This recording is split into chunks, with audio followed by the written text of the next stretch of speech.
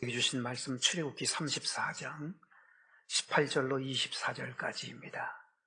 구약성경 136쪽이 되겠습니다. 너는 무교절을 지키되 내가 내게 명령한 대로 아비벌 그 절기에 이레 동안 무교병을 먹으라. 이는 내가 아비벌에 애굽에서 나왔음이니라. 모든 첫 태생은 다 내 것이며 내 가축의 모든 처음 난 수컷인 소와 양도 다 그러하며 나귀의 첫 새끼는 어린 양으로 대속할 것이요 그렇게 하지 아니하려면 그 목을 꺾을 것이며 내 아들 중 장자는 다 대속할지며 빈손으로 내 얼굴을 보지 말지니라. 너는 엿새 동안 일하고 일곱째 날에는 쉴지니 밭갈 때에나 거둘 때에도 쉴지며 칠칠절 곧 몇 주의 초실절을 지키고 새말에는 수장절을 지키라. 너희의 모든 남자는 매년 3번씩 주 여호와 이스라엘의 하나님 앞에 보일지라.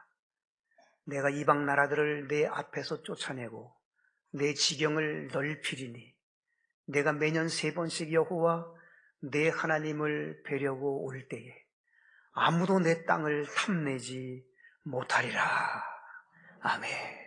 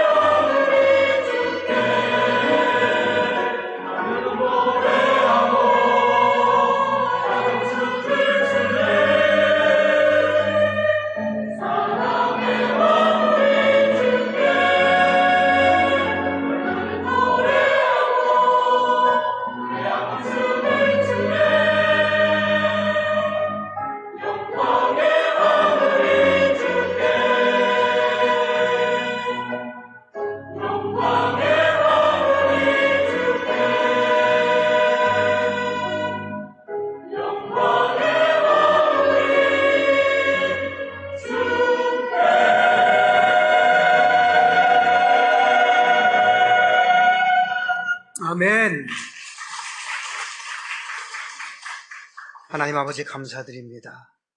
피아노, 첼로, 바이올린, 아름다운 선율과 또 귀한 찬양대, 시온 찬양대의 귀한 목소리가 함께 어우러져서 감사와 찬양과 영광을 받으시기 합당하신 하나님께 영광을 올려드리게 되어 기쁘고 감사합니다. 우리 모두 찬양을 통해 은혜가 되게 해주시니 감사합니다. 하나님 아버지 영광을 받으시옵소서. 이 시간에도 주의 말씀을 사모합니다. 하나님 말씀을 베푸시옵소서. 예수님의 이름으로 기도드리옵나이다. 아멘. 오늘 본문에 하나님의 명령이 3번 나옵니다. 17절에 1번 나옵니다. 22절에 2번 나옵니다. 17절 말씀을 볼까요? 18절에 1번 나옵니다. 너는 무교절을 지키되. 그 다음에 22절에 보면 77절 곧 맥추의 초실절을 지키고 새말에는 수장절을 지키라. 지키되 지키고 지키라. 3번 반복해서 지키라고 말씀하고 있습니다. 성경에는 지키라는 말씀이 참 많이 나옵니다. 그 중에 우리들이 잘 아는 구절이 떠오르잖아요. 지혜서인 잠언 4장 23절에 보면 모든 지킬 만한 것 중에 더욱 내 마음을 지키라. 생명의 근원이 이에서 나면이라. 마음으로부터 생명의 근원이 난다는 말씀인데요. 모든 지킬 만한 것 중에 우리가 지켜야 될 것이 얼마나 많아요. 믿음도 지켜야 되고 건강도 지켜야 되고 명예도 지켜야 되고 지킬 것이 많은데 모든 지킬 만한 것 중에 더욱 마음을 지키라 그랬지요. 생명의 근원이 마음으로부터 나온다. 생명의 근원은 무슨 의미냐면 축복이 샘솟는 삶이 마음으로부터 나온다는 뜻이에요. 생명의 근원이란 축복이 샘솟는 그런 뜻이에요. 마음속으로부터 축복이 막 샘솟아 올라오는 인생을 살려면 마음을 잘 지켜라. 그렇게 지혜에서는 우리에게 지혜의 말씀을 전해줍니다. 그런데 오늘 본문은 뭘 지키되 지키고 지키라 그러셨는가 하면 4가지를 지키라고 말씀을 합니다. 첫 번째는 18절의 말씀처럼 너는 무교절을 지키되, 무교절을 지키라고 말씀합니다. 이 무교절은 어떤 날입니까? 이스라엘에게 있어서 무교절은 420년 동안 애굽에서 종살이를 하다가 하나님의 은혜로 애굽에서 나오게 됩니다. 해방을 받습니다. 자유를 누리게 됩니다. 구원을 받게 됩니다. 아비월에 일주일 동안 축제로 지키는데 무교병을 먹게 했습니다. 무교절이기 때문에 무교병을 먹었는데 무교병은 누룩을 넣지 않은 빵인 무교병입니다. 왜냐하면 밀가루에다가 누룩을 넣어서 부풀게 할 시간이 없었던 거예요. 빨리 그 지옥 같은 애굽에서 빠져나와야 했기 때문에 장자들이 죽는 그러한 재앙이 10번째 재앙이 임했기 때문에 급히 나오지 않으면 무슨 일이 벌어질지 몰랐습니다. 빨리 나오게 했습니다. 그것이 무교절이에요. 다른 말로 6월절이었습니다. 아비벌이라는 말은 유대력입니다. 아비월. 우리가 1월, 2월, 3월 있듯이 아비벌이라고 합니다. 그때 애굽에서 그들이 나왔습니다. 애굽에서 나온 날이 무교절이에요. 그날을 지키라는 거예요. 그러니까 그들이 애굽에서 종살이 했다가 420년 만에 나온 그날을 지키라는 것이고, 자유를 얻게 된 것을 지키라고 하는 것이고, 구원을 얻게 된 것을 지키라는 말씀입니다. 우리에게 있어서 무교절은 어떤 날입니까? 우리에게 있어서 6월절은 어떤 날입니까? 각자가 다를 겁니다. 내가 구원받은 날이 무교절이고 6월절입니다. 여러분 구원받은 날, 어떤 사람은 몇 년, 몇 월, 며칠, 몇 시까지 기억하는 사람이 있습니다만 모르는 사람도 있습니다. 그러나 구원받은 그 감격과 감동을 우리는 잊을 수가 없습니다. 구원받은 무교절이 있습니다. 많고 많은 이 땅에 무수히 많은 사람들 중에서 하나님이 나를 사랑하셔서 죄의 노예로 평생을 살아갈 수밖에 없는 나를, 원수 사탄 마귀에게 붙들려서 눌리면서 평생을 살아갈 수밖에 없는 나를, 이스라엘 백성들이 420년 동안 그렇게 눌려서 살듯이 우리들 죄에 눌리고 사탄 마귀에게 묶여서 이리저리 끌리며 살아가는 우리들을 하나님이 구원해 주시고 자유를 주시고 해방을 주시고 구원을 주신 그날이 우리에게 무교절이고 유월절인 거예요. 구원받은 그 은혜를 생각하면서 감사드리는 절기가 무교절이고 유월절입니다. 애굽에서 나온 날, 죄의 자리에서 나온 날, 저주의 자리에서 나온 날, 지옥의 자리에서 나온 그날, 하나님의 자녀가 된 그날, 새 사람이 된 그날이 우리에게 무교절입니다. 우리에게 유월절인 거예요. 그날을 기념하고 그날을 지키고 감사하라는 겁니다. 여러분 정말 그렇잖아요. 하나님이 나를 얼마나 사랑하셔서 이 세상에 많고 많은 사람들 중에 나라고 하는 사람을 하나님이 구원해 주셨잖아요. 그리스도 예수 안에 있는 사람은 새로운 피조물이라. 이전 것은 지나갔으니 보라 새 것이 되었도다. 새 것으로 만들어주신 하나님의 그 은혜, 새 것 되게 해주신 하나님의 은혜. 물론 우리의 삶은 예수 믿기 전과 예수 믿고 나서 완전히 뒤바뀌어진 사람도 있지만 대부분은 점진적으로 바뀌어져 가는 거예요. 조금씩 바뀌어져 갑니다. 그러나 하나님은 우리에게 새로운 피조물이 되었다고 말씀합니다. 왜냐하면 하나님의 자녀가 됐기 때문에. 이제 마귀의 자녀가 아니고 이제 죄의 종이 아니고 하나님의 자녀가 됐기 때문에 새로운 피조물이 된 것입니다. 그 감동, 그 감격, 그 감사를 기념하면서, 기억하면서, 지키면서 하나님 앞에 감사드리는 것이 우리가 지켜야 될 첫 번째 것입니다. 정말 하나님의 은혜가 너무도 많지만 구원받은 그 은혜만큼 큰 은혜는 없습니다. 하나님의 은혜가 아니었으면 우리는 천국에 갈 수가 없잖아요. 새로운 피조물이 될 수가 없었잖아요. 새 것이 될 수가 없었잖아요. 하나님의 자녀가 되게 해주신 그 놀라우신 그 은혜, 오늘 죽어도 천국 가게 해주신 그 하나님의 그 은혜, 그 사랑, 우리가 감사하면서 지켜가야 합니다. 그것이 첫 번째 지켜야 될 것입니다. 두 번째 지켜야 될 것이 오늘 19절에 나옵니다. 19절 말씀 보면 모든 첫 태생은 다 내 것은 하나님이라는 말이죠. 하나님 것이며 내 가축의 모든 처음 난 수컷인 소와 양도 다 그러하며, 모든 것의 첫 태생은 하나님 거라는 거예요. 그러니까 모든 첫 것을 다 하나님 것으로 지키라는 거예요.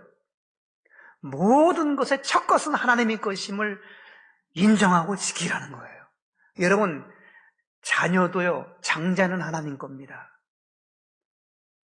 장자를 하나님께 드리십시오. 하나님 겁니다. 첫 번째 것은 하나님 거예요.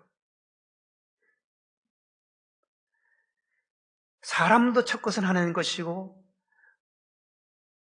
그리고 가축도 첫 것은 하나님 것입니다. 열매도 첫 열매는 하나님 것입니다. 수입의 첫 번째 것도 하나님 것입니다. 하루의 첫 시간도 하나님 것입니다. 첫 번째는 하나님이에요. 우선순위에 관한 문제예요. 여러분, 제일 먼저 하나님이라는 말이에요.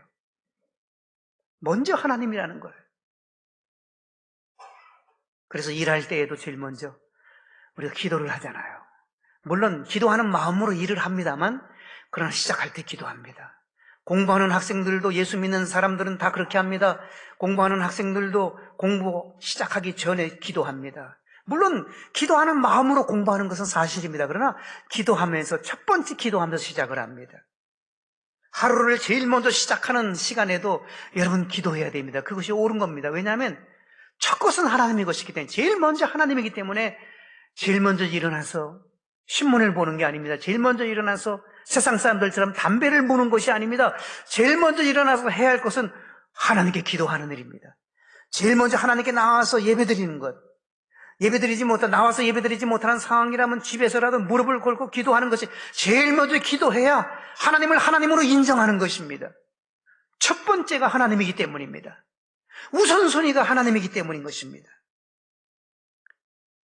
모든 것이 첫 것은 하나님 거예요. 경기도 안산에서 개인 택시를 사업으로 하시는 집사님이 계시는데요. 그분의 간증을 아주 재미있게 제가 들었습니다.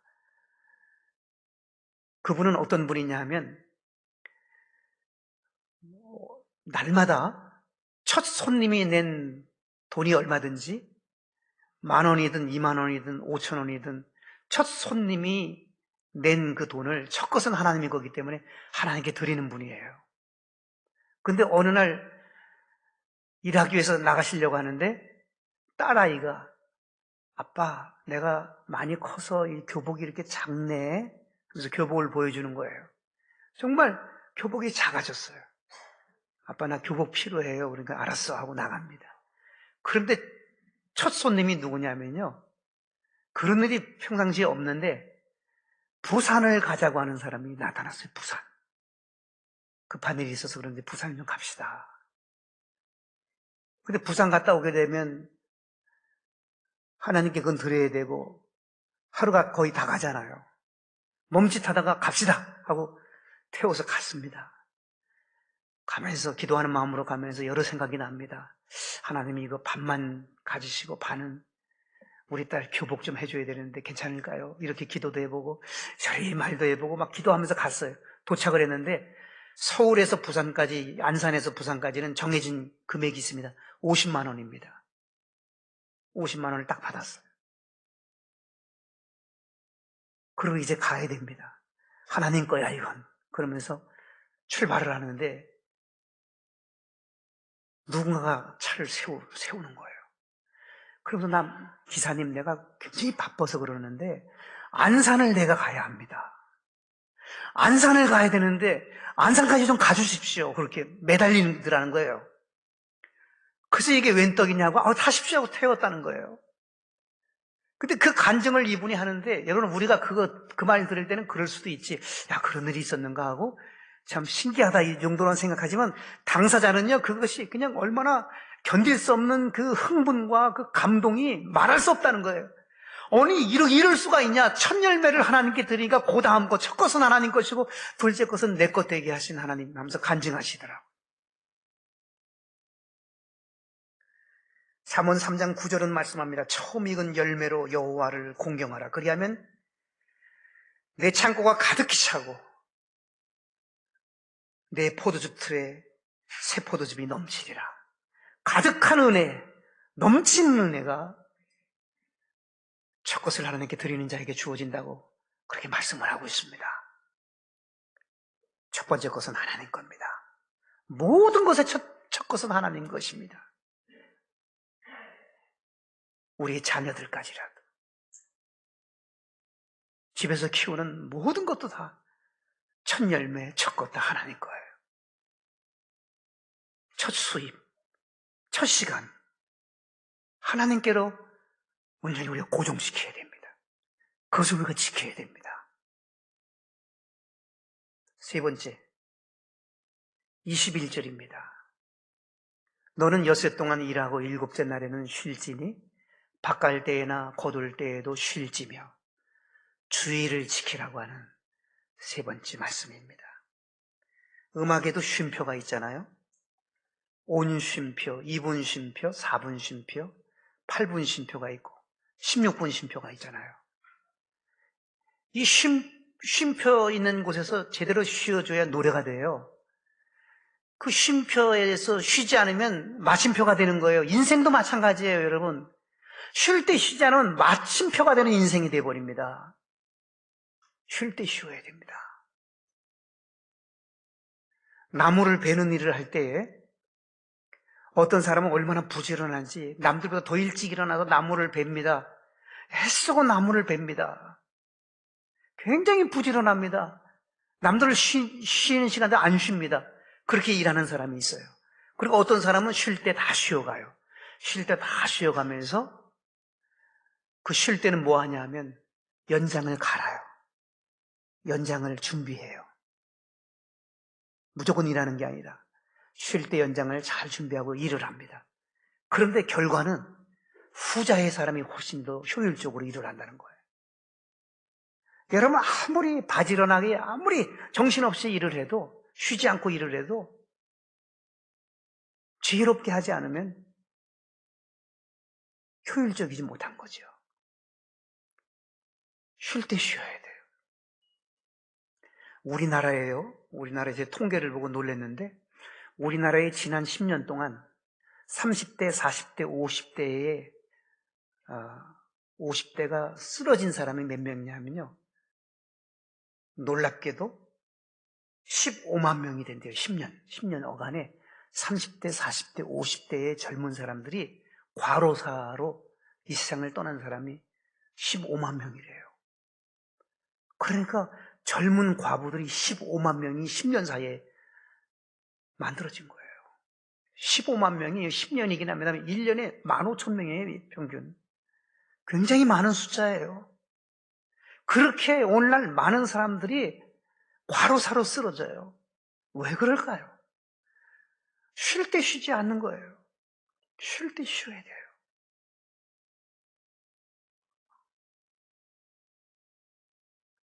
하나님의 말씀은 분명히 말씀합니다. 쉬라. 쉬라. 그렇게 말씀하고 있습니다. 주의를 잘 지키라고 말씀합니다. 이사야 58장 14절에 보면 주의를 잘 지키면 세 가지 복이 있어요. 첫째는 즐거움을 얻는데요. 여호와 안에서 즐거움을 얻을 것이요. 이사야 58장 14절이에요. 두 번째로는 높은 곳에 올려주신대요. 우리 자녀들이 못 올라가는 건 많아요. 내 힘으로 못 올라가는 것이 많아요. 올라가야잖아요. 하나님이 올려주시면 올라가는 거예요. 높은 곳에 올려주신대요. 그 말씀이 하나님이 농담으로 하신 걸까요? 1.1획도 하나님이 주신 말씀을 여러분 그대로 믿는다면 그 말씀 붙잡아야 돼요. 올려주신다는데요. 여호와 안에서 즐겁게 살아가게 해주신다는데요. 그리고 마지막 세 번째는 야곱의 기업으로 기르리라. 여호와의 입의 말씀이니라. 여호와의 입의 말씀이라고 분명히 말씀하고 있어요. 여호와의 업으로 기업으로 기른다고 했어요. 야곱의 기업으로 기르리라. 야곱의 기업이 어떤 기업이에요? 야곱의 기업은 첫째는 이름이 뒤바뀌는 기업입니다. 야곱이 이스라엘로 바뀌잖아요. 야곱이라는 이름의 뜻은 속인다, 간사하다, 발뒤꿈치를 잡았다라는 이름의 뜻을 가지고 있어서 그 이름처럼 그가 살았습니다만 그가 어떻게 바뀝니까? 이스라엘로, 황태자로, 하나님과 겨루 이기는 승리자로, 황태자처럼 승리자처럼 그의 기업이 바뀌었어요. 그는 빈손으로 출발했던 사람이에요. 그런데 20년 만에 밧단 아람에서 20년 동안 해서 얻은 결과가 아내를 얻었습니다. 자식들을 얻었습니다. 12자식을 얻어요. 그리고 그에게 주어진 것이 어떤 은총입니까? 때를 잃어요. 재산이. 끝이 안 보일 만큼 때를 이루는 20년 만에 엄청난 부를 그가 누렸는데 하나님이 그렇게 말씀했어요. 야곱의 기업으로 기르리라. 여호와의 입의 말씀이니라. 여러분 그렇습니다. 안식일이 구약시대 때에는 토요일이지만 오늘 우리 시대에는 주일 오늘입니다. 왜냐하면 안식일의 주인이신 예수님이 오늘 부활하셨잖아요. 안식 후 첫날 부활하셨어요. 성령 강림이 오늘 있었어요. 오늘 바로 주일날 교회가 시작이 돼 초대교회가 시작됐어요. 그래서 주일을 안식 후 그 다음날 토요일 다음날로 우리가 주일을 지키게 된 겁니다. 주일을 잘 지키라고 말씀합니다. 마지막 네 번째인데요. 22절을 보면 감사절을 지키라고 말씀합니다. 77절 곧 맥추의 초실절. 우리는 맥추절을 지키지요. 오늘이 맥추절이에요. 그런데 맥추절을 다른 말로 77절이라고 말하고 초실절이라고 말을 합니다. 지키고 그랬어요. 새말이 뭐예요? 새말이 저쪽 동네 그 강원도 이름이 아니고 새말은 연말이란 말이에요. 연말에는 한 해의 마지막에는 수장절을 지키라. 이 수장절은 우리에게 우리에게 추수감사주일이에요. 추수감사절. 그래서 이스라엘은 수장절로 지킵니다. 이 공통점이 뭡니까? 맥주절은 지나온 전반기를 감사하고 첫 열매를 감사하는 것이고, 그리고 추수감사절은 한 해의 열매를 감사드리는 날이에요. 공통점은 감사예요. 감사를 올려드려야 되는 거예요. 뭘 지켜야 되느냐? 감사절을 지키라는 말씀입니다. 지키되 지키고 지키라. 감사절을 지키라는 말씀입니다. 아브라함 링컨 대통령은 이런 말을 했습니다. 감사할 줄 아는 사람이 발전이 있다. 감사하는 사람이 발전이 있답니다. 칼 힐티는 그에 져서 행복론에 감사하는 사람은 젊어진다 그랬습니다. 젊음의 비결은 감사입니다. 전 세계인들이 성경 다음으로 많이 읽은 책이 탈무드입니다. 탈무드에 보면 이 세상에서 가장 행복한 사람이 누구인가? 가장 행복한 사람은 범사에 감사하는 사람이라고 되어져 있어요. 감사하는 사람이 가장 행복해요. 그리고 지금 러시아가 됐습니다만 옛날 구러시아 소련의 수상이었던 후르시초프라고 하는 사람이 미국을 방문을 한 일이 있었습니다. 미국을 방문하고 나서 자기 나라에 와서 내가 비결을 배웠습니다. 세계 최고의 국가, 세계 최고의 나라를 만드는 비결을 내가 이번에 갔다 와서 배웠습니다. 모두들 귀를 기울였답니다. 이렇게 하니까 세계 최고의 나라가 되는 것을 내가 봤습니다. 다들 귀를 기울이고 무슨 소리가 했더니 미국은 땡큐를 잘하는 나라입니다. 뭐라 그래도 감사합니다. 감사합니다. 감사합니다.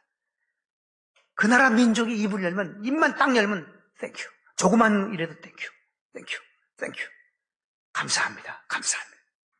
그 감사가 바로 그 민족을 세운 거라고 그는 그렇게 말을 했어요.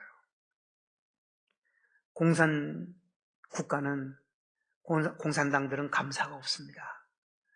우리나라에서도 많은 목사님들이 북한 다녀온 목사님들이 많아요. 굉장히 많습니다. 특별히 이제 고향이 이북인 분들, 부모님이 이북에 계신 그러한 목사님들은 늘 그 아픈 마음이 있거든요. 그래서 북한 선교한답시고 밀가루도 가져가고 시멘트도 가져가고 비료도 가져가고 많은 목사님들이 북한에 많이 들어갔다 왔어요. 거기서 치과병원도 지어주고 거기서 고아원도 지어주고 많은 그런 북한 선교를 했는데 다녀온 목사님들마다 공통적으로 하는 것이 북한은 감사가 없다는 거예요. 그래서 한번 곽선희 목사님이 그런 말씀하시던데 곽선희 목사님이 물어봤대요. 왜 당신들은 감사하다는 말을 안 합니까? 이렇게 많은 것을 갖다가 혜택을 주는데 감사하다는 말을 안 합니까? 라고 물었어요. 그랬더니 그 사람들이 뭐라 그러냐면 이렇게 말을 하더래요. 목사동무가 주는 거요? 그러더라는 거예요. 아니 우리 교회에서 헌금한 거죠. 그러니까 꼭 그럼 우리 교회에다가 감사해야 될 거 아닙니까? 그랬더니 뭐라 그러냐면 꼭 감사를 말해야 됩니까? 감사가 없대요. 감사라는 말이 나오지를 못한대요. 감사가 있는 사람과 없는 사람 차이가 이렇게 많이 납니다. 독일의 본 회포 목사님도 이런 말을 했습니다. 감사를 통해 인생은 부해진다. 감사를 통해서 인생이 부해진대요. 존 헨리 의학 박사는 이런 말을 합니다. 감사는 최고의 항암제요. 감사는 최고의 해독제요. 감사는 최고의 방부제이다. 천연 방부제라는 거예요. 감사하면 몸속에서 그런 항암제가, 해독제가, 방부제가 막 생긴다는 거예요. 감사합니다. 감사합니다 할 때 막 생겨난다는 거예요. 설교의 대가라고 불리우는 스펄전 목사님은 이런 말을 했습니다. 별빛을 주신 하나님께 감사하라. 그리하면 별빛보다 더 밝은 달빛을 주실 것이다. 달빛을 주신 하나님께 감사하라. 그러면 달빛보다 더 밝은 햇빛을 주실 것이다. 햇빛을 주신 하나님께 감사하라. 그리하면 별빛도 달빛도 햇빛도 필요 없는 맑고 밝고 환한 천국을 줄 것이다. 작은 것 가지고 감사하면 그 감사를 통해서 더 커지는 거예요.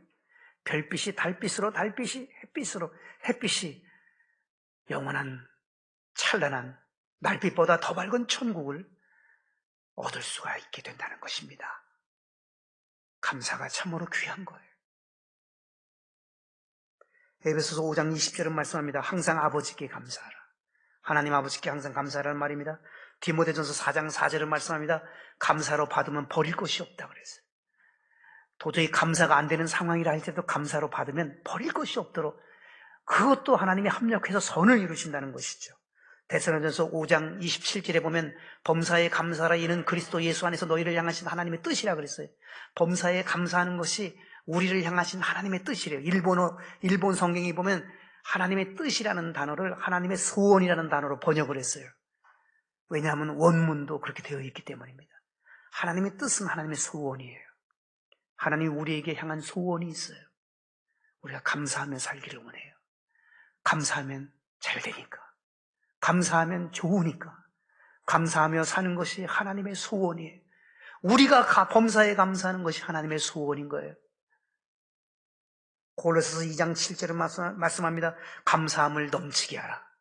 감사가 넘쳐야 축복도 넘쳐나는 겁니다. 골로새서 3장 6절은 말씀합니다. 마음으로도 감사하라. 우리 마음속에 늘 감사가 있어야 됩니다. 더 나아가서 에베소서 5장 4절은 입의 말로서도 감사하라 그랬습니다. 시편 69편 30절과 31절에 보면 감사 찬송은 황소를 드리는 것보다 하나님이 더 기뻐하신다 그러셨습니다.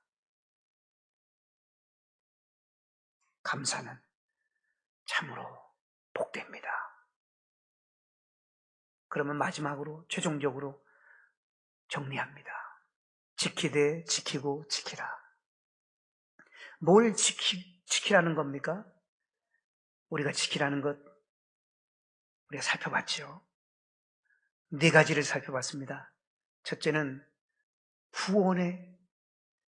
구원받은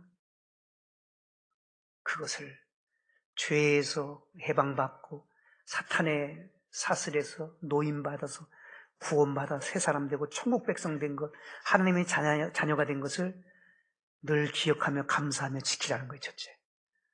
둘째는 첫 것은 하나님의 것이기 때문에 첫 것을 하나님의 것으로 인정하며 지키라 그랬어요. 세 번째는 주의를 지키라 그랬죠. 네 번째는 감사절기를 지키라 그랬어요.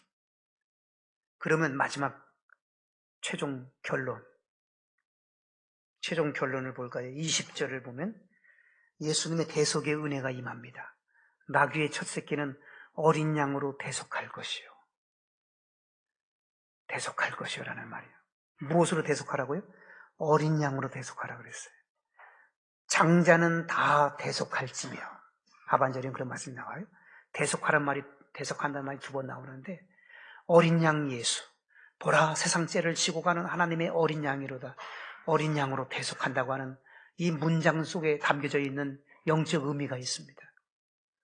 어린 양 대신 예수 그리스도께서 대속의 은혜를 우리에게 주시는 거예요.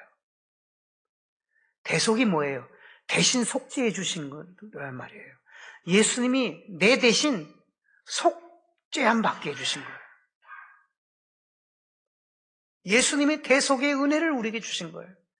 내 모든 죄를 다 짊어매시고 2000년 전에 예수님이 우리의 저주와 우리의 죄악과 우리의 모든 나쁜 것들을 다 메시고 십자가에서 대속하셨어요. 그 대속의 은혜로 우리는 살았어요. 두려워할 이유가 없어요.